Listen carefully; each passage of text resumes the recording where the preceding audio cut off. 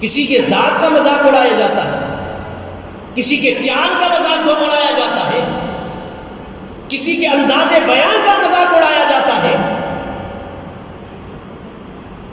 فرمایا یہ لوگوں کے ساتھ تبصر اور مذاق کرنا یہ لوط علیہ السلام کی قوم کی خرابیوں میں سے ایک خرابی ہے۔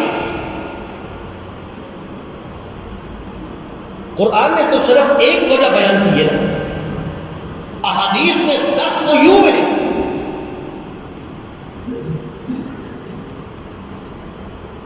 ہماری شریعت کا مسئلہ کیا ہے